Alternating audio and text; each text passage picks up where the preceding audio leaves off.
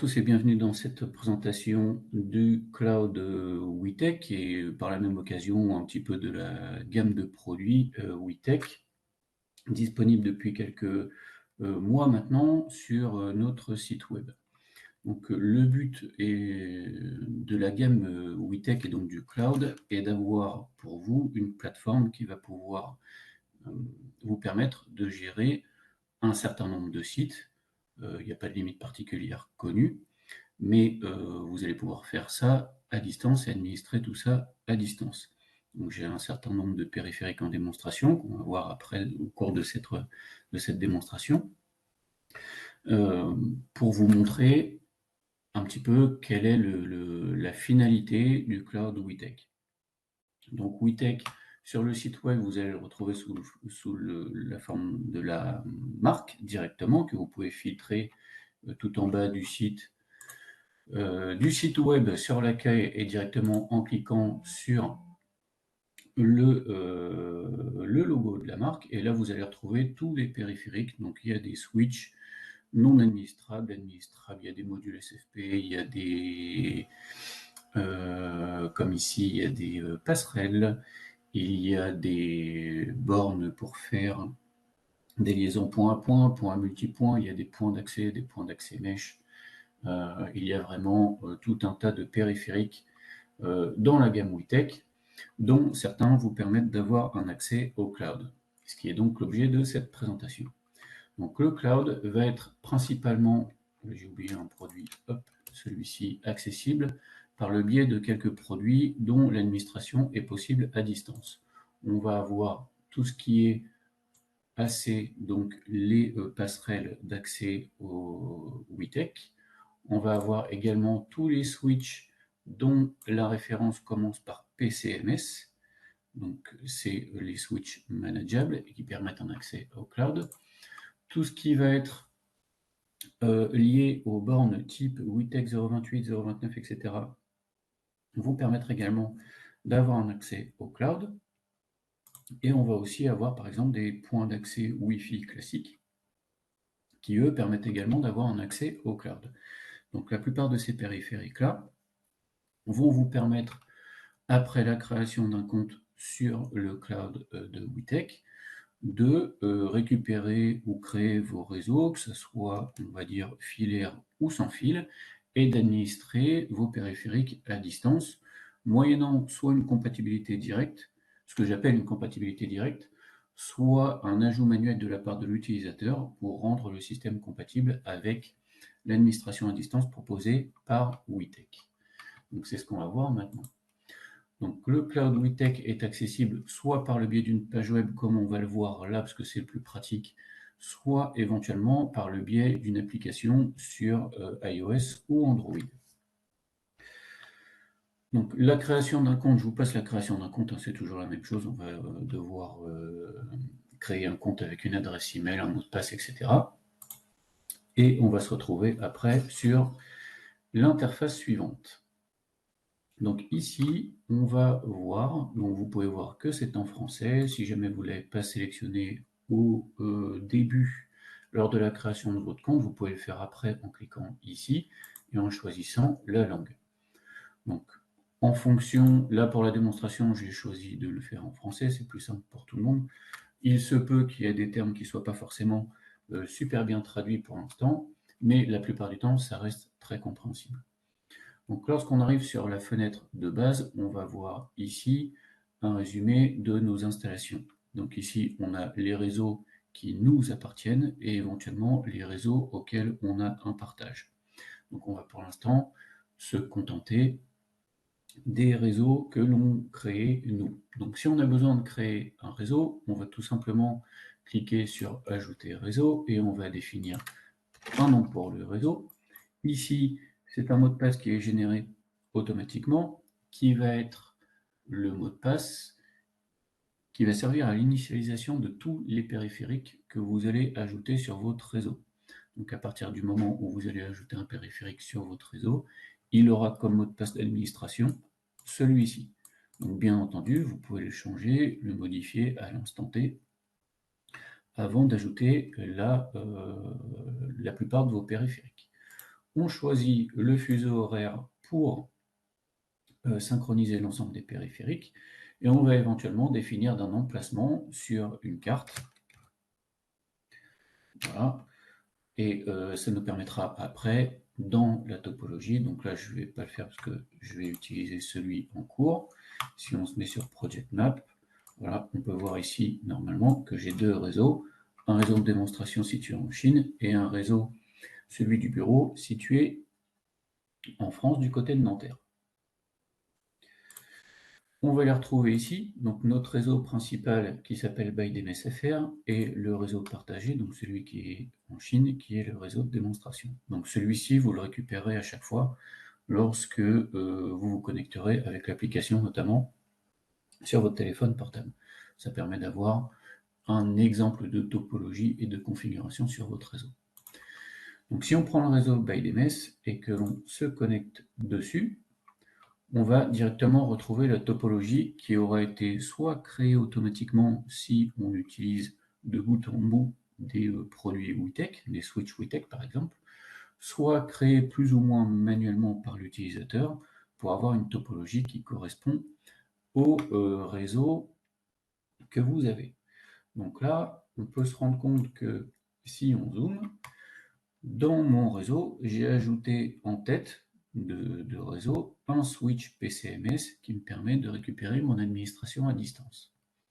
Derrière ce switch PCMS, j'ai ajouté manuellement, puisqu'il n'est pas forcément détecté par défaut, un switch DAWA, dont on peut voir l'adresse IP et l'adresse MAC. Et ensuite, derrière, j'ai rajouté également différents périphériques DAWA,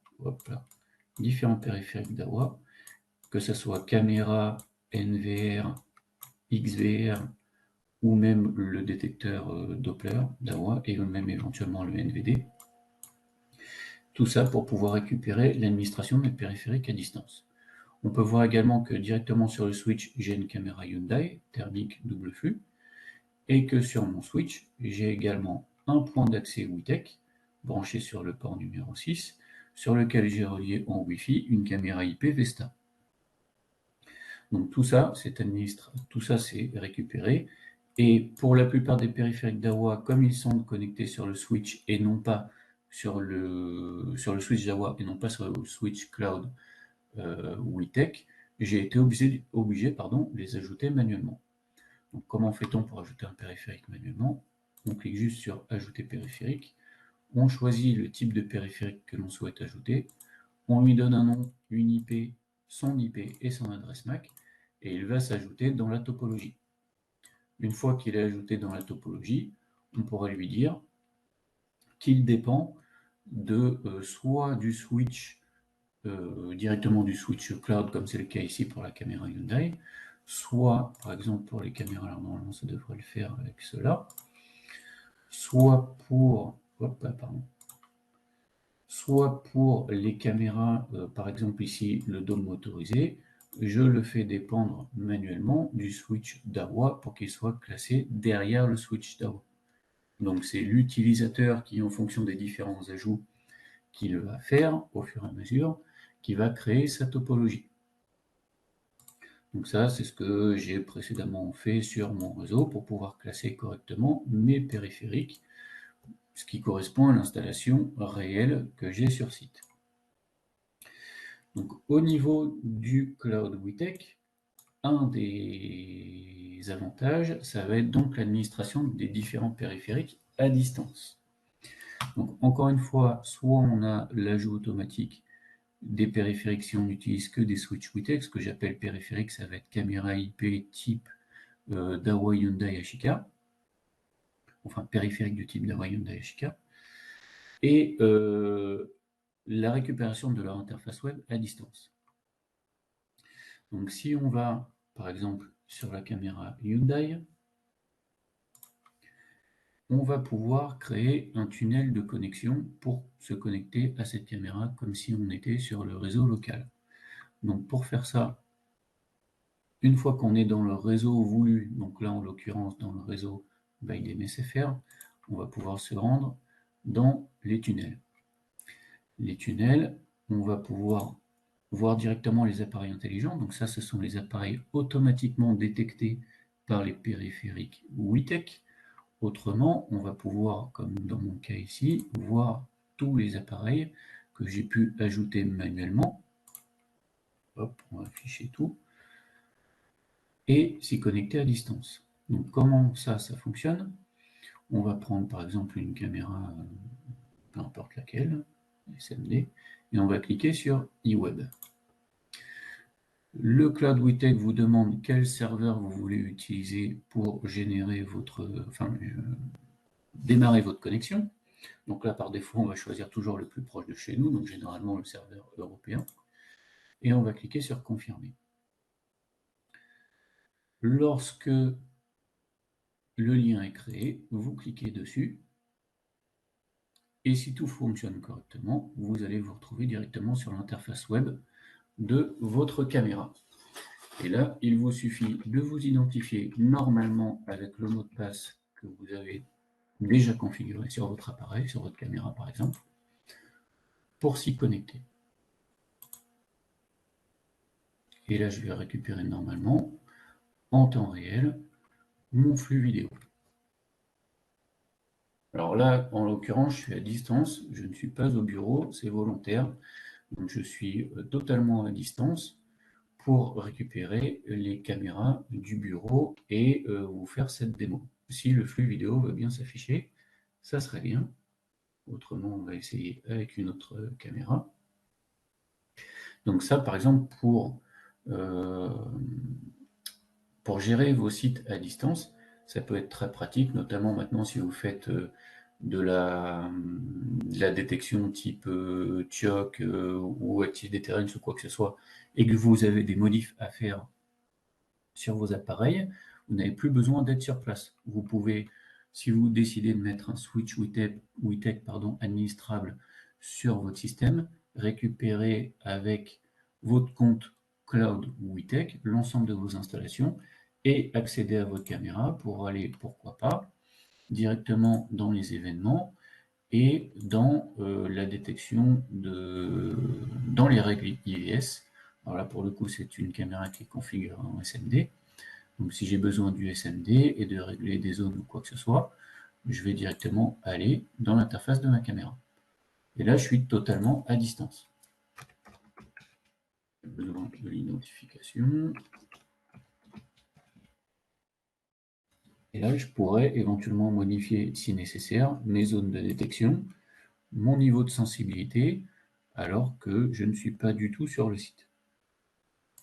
Donc ça, c'est valable aussi bien pour les caméras du type série 3 comme celle-ci, qui gèrent du SMD, comme par exemple si on prend la TIOC S3 ici, eWeb, on va recommencer, confirmer, et on va se connecter dessus directement pour aller dans la règle US, et pourquoi pas activer le haut-parleur de la caméra. Hop.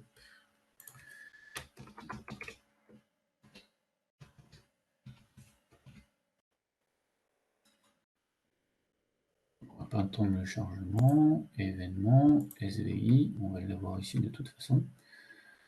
Là, je vois ma règle IVS. On va attendre que le flux vidéo arrive.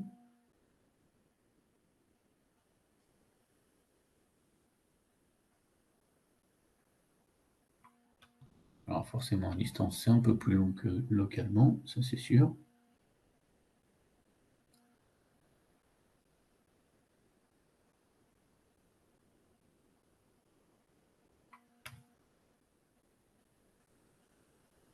Donc en l'occurrence, même si on n'a pas forcément le flux vidéo, bon, il va arriver au fur et à mesure. Je pourrais très bien ici cliquer sur Audio Linkage, une seule diffusion, et choisir, pourquoi pas, un message soit déjà préenregistré dans la caméra, soit un message qu'on a enregistré nous-mêmes avec le micro de la caméra, ou un fichier que l'on a nous-mêmes importé dans la caméra, et faire tout ça à distance. Donc ça, c'est valable là en l'occurrence pour les caméras, mais c'est valable également pour les enregistreurs. Si je vais chercher par exemple en NVR54KS2, je vais lui aussi créer un tunnel de connexion depuis Cloud WeTech pour m'y connecter directement. Et comme ça, si j'ai besoin de gérer, par exemple, ma notion d'armement-désarmement, ou si on est équipé le NVR5 du firmware avec la fonction IVS Enable, de pouvoir directement configurer tout ça ou modifier la config qu'on a faite localement le jour de l'installation à distance pour que ça corresponde un peu mieux aux besoins du client. Parce qu'on n'a pas forcément toutes les informations de base au moment de l'installation. Donc je pourrais très bien aller dans la partie IA, paramètres, et reconfigurer les règles IVS de mon canal. Alors je pense que je dois avoir des règles IVS à partir du canal 3. Voilà, c'est pareil, on va sûrement récupérer le flux vidéo, lui on va le terminer, voilà. Et ici, pareil, définir si on veut l'audio de la caméra, quel message, etc. Si on a besoin de dessiner des zones mini, des zones maxi pour filtrer un peu mieux les événements sur les règles IVS. Donc tout ça se fait à distance. Donc ça, c'est un des avantages de la gamme WeTech. Au niveau des périphériques de vidéo, donc Dahua, Hyundai, Ashika, ça fonctionne de la même manière.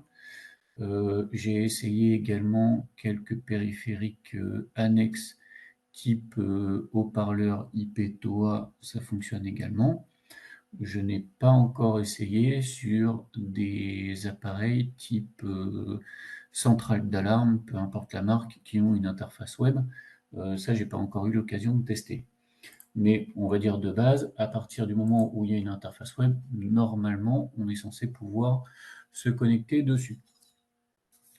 Donc là, c'est, on va dire, dans le cas d'une topologie simple, on a le switch en tête, le switch administrable permettant un accès au cloud en tête, et derrière, les différents périphériques que l'on a sur notre réseau. On va voir maintenant la partie Wi-Fi avec au minimum un point d'accès. Normalement, j'aurais dû avoir plus de matériel pour faire cette démo-là, mais je ne l'ai pas eu en temps et en heure, notamment pour les liaisons point à point ou point multipoint, qui s'appellent chez WeTech des CPE. Donc là, en l'occurrence, sur mon réseau local, j'ai un point d'accès, et j'ai au minimum sur ce point d'accès, alors là, c'est un point d'accès Wi-Fi 6, 2,4 et 5 GHz, que j'ai configuré par le biais du cloud WeTech, et on a dessus une caméra IP Vesta. Pour cet appareil-là, si nécessaire, je peux très bien cliquer sur mes périphériques type AP, donc là on retrouve AP Showroom, et me connecter dessus, toujours pareil en mode e-web pour faire un tunnel, pour créer un tunnel, et pouvoir administrer mon appareil à distance. Donc le mot de passe qui vous est demandé ici, c'est le mot de passe qui aura été saisi à la création du réseau. Et là, je me retrouve avec tout l'interface web de mon point d'accès, comme si j'étais en local. Donc pareil, je peux voir ici, donc là on peut voir ici tous les SSID qui ont été créés avec les mots de passe qui correspondent, s'ils sont créés en 2.4 ou en 5 Go, quels sont les périphériques et les adresses MAC qui sont connectés au système, informations sur la bande passante, etc. Donc là, on voit vraiment tout, et on peut administrer ça à distance. Ça serait la même chose si on avait des périphériques de ce type. Par exemple, les WeTech 029, on pourrait très bien les intégrer dans notre topologie réseau et récupérer donc depuis par exemple le switch PCMS le point d'accès, donc on va dire la borne maître, en liaison Wi-Fi avec la borne esclave et les périphériques, donc par exemple de vidéo, qui se trouvent derrière la borne esclave, pour avoir une topologie complète. Donc c'est principalement ça l'intérêt de mon point de vue du cloud WeTech avec les périphériques de vidéo ou de sécurité en général. Donc là on voit tous les périphériques compatibles. Donc, les points d'accès, ce sont les points d'accès de ce type. Donc, point d'accès Wi-Fi, on va dire intérieur ou extérieur, en montage plafond, en montage mural, et même un montage encastré d'ailleurs. Il y en a un qui existe. Les points d'accès mesh, généralement format extérieur. Les routeurs 4G, oui, je ne vous ai pas montré le routeur 4G. Comment il s'appelle? Je crois que c'est LTE. LTE, je ne vais pas le trouver comme ça. Par exemple, celui-ci. Donc ça, c'est un routeur extérieur sans fil 4G. On lui met une carte SIM à l'intérieur. L'APN est automatiquement détecté.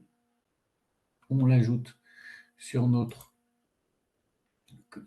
compte Cloud WeTech et on va pouvoir le récupérer, si nécessaire, directement avec tous les périphériques qui se trouvent derrière. Et on va se connecter à ce périphérique-là qui nous permettra d'avoir accès à nos autres périphériques en créant des tunnels de connexion. Donc on a AP Mesh, routeur 4G, donc comme le LTE, le WeTech 046, le LTE 117.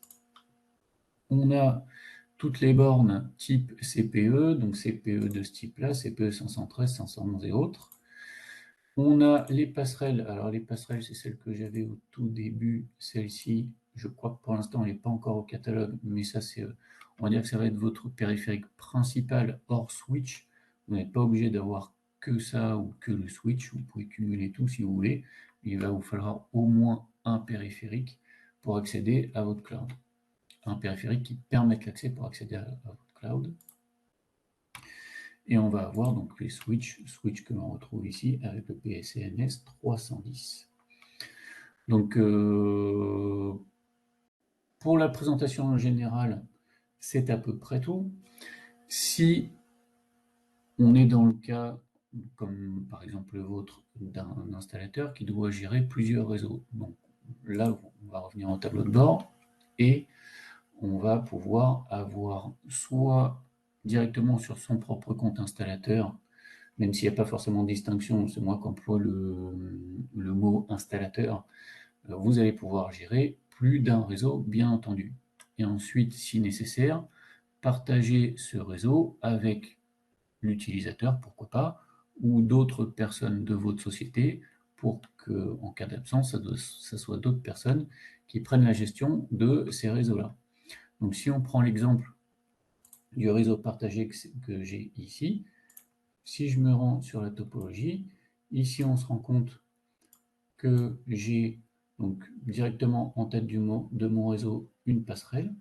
Ensuite, j'ai des switches administrables et derrière, j'ai des points d'accès intérieurs, des caméras Ashika et Dahua et ici un autre switch administrable sur mon réseau.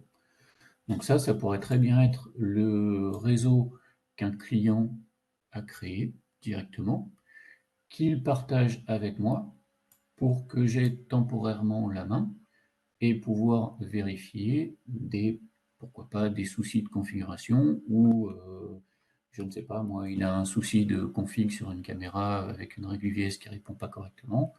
Je pourrais très bien me connecter dessus en créant un tunnel de connexion si jamais il n'est pas directement disponible ici. Donc voilà l'intérêt, le principal intérêt du Cloud WeTech. Quand vous créez par exemple un réseau avec un point d'accès Wi-Fi, vous pouvez sans obligatoirement, là je vais revenir sur le réseau principal, donc PyDNS, vous pouvez si nécessaire configurer vos périphériques, votre réseau sans fil directement depuis le cloud. Pas besoin d'aller vous connecter sur l'interface web du système, il suffit juste de l'ajouter à votre topologie. Et une fois qu'il est ajouté à votre topologie, ici vous allez créer par exemple les différents SSID. Donc là j'ai créé 4 réseaux avec des noms indépendants et des identifications indépendantes comme on a vu, enfin des authentifications indépendantes, pardon, comme on a vu tout à l'heure avec les différents mots de passe. J'ai la possibilité de choisir si on fonctionne, si j'active le 2.4 ou le 5 Go, avec différentes options, notamment le fast roaming pour des connexions quand on a plusieurs points d'accès de ce type-là, pour des connexions rapides ou des changements rapides plutôt de points d'accès lorsque les utilisateurs se baladent sur le site, et pourquoi pas des options avancées comme des listes d'équipements autorisés ou interdits sur les différents SSID, activer, désactiver la LED et également de créer des plannings de fonctionnement au niveau du Wi-Fi. Donc s'il n'y a personne sur le site la nuit, vous pouvez très bien dire que le Wi-Fi la nuit n'a pas besoin de fonctionner en créant un planning. Donc tout ça, ce sont des choses qui sont directement accessibles depuis le cloud sans être obligé directement d'aller dans l'interface web des périphériques. Là, pour configurer tout ça, j'ai pas eu besoin dans ma topologie de me rendre directement dans l'interface de mon périphérique en passant par le lien eWeb. J'ai juste ajouté mon périphérique au réseau, à mon réseau, et ensuite j'ai été dans la partie sans fil pour créer un nouveau réseau sans fil, dire si c'est un réseau sans fil soit ouvert, soit chiffré, avec le type de chiffrage que vous voulez. Si il utilise par exemple que du 5 Go, et si j'utilise certaines fonctionnalités comme le fast roaming ou quoi que ce soit. Et là, je définis un nom à ma convenance. Et ces informations-là seront directement envoyées à l'ensemble des points d'accès de mon réseau, et ça se synchronisera tout simplement automatiquement. Donc c'est quand même très pratique en tant que, notamment pour vous, installateur, ou même pour nous, si on a besoin de prendre la main sur un certain nombre de vos réseaux pour vérifier éventuellement une config. Donc, dans votre cas, si vous avez votre propre compte, on pourrait éventuellement vous demander de partager votre compte avec le nôtre en cliquant sur partage, et là, vous saisissez l'adresse email du compte. Vous définissez si c'est un partage constant, disons, ou un partage avec une date limite. Et comme ça, on pourra avoir accès à votre compte et vous dire telle chose est bien configurée, telle chose ne l'est pas, etc. Donc tout ce que l'on a ici est également disponible directement sur l'application WeTech Cloud.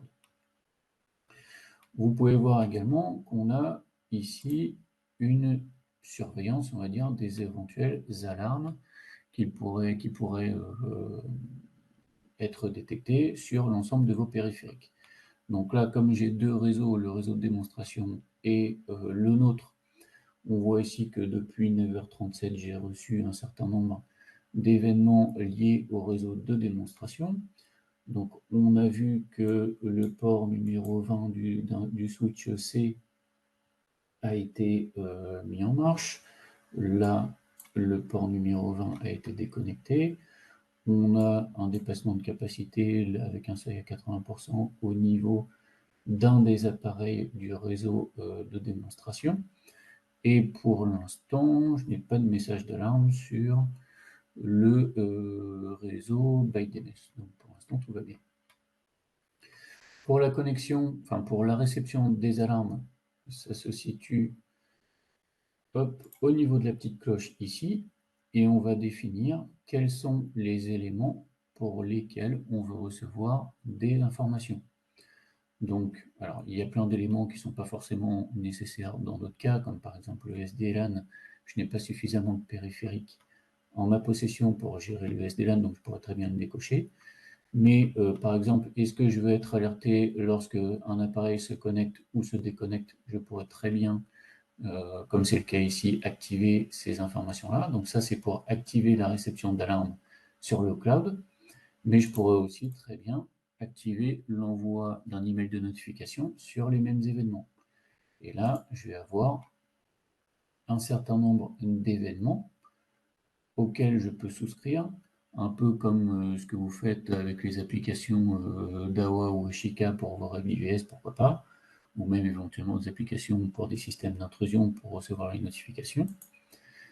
Et on va pouvoir recevoir tout directement ici sur le cloud ou par email. Il suffit de cliquer sur sauvegarder et on va recevoir tout ça à partir de maintenant. Donc ici, vous avez des rappels sur la gestion de vos réseaux. Ici, le listing des périphériques avec, pourquoi pas, s'il y a des mises à jour au niveau des périphériques WeTech, directement voir que des mises à jour sont possibles et peuvent être faites à distance.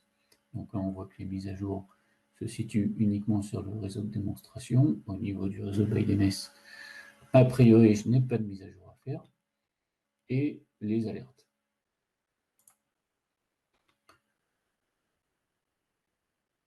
Donc, au niveau de la démonstration, dans un premier temps, ça va s'arrêter là.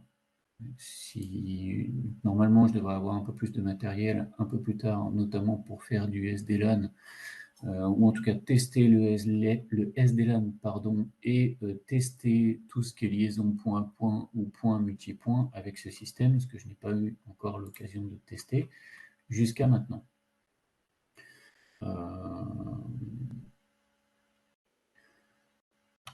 Si vous avez des questions, n'hésitez pas à les poster dans le chat ou bien à activer votre micro si vous êtes équipé.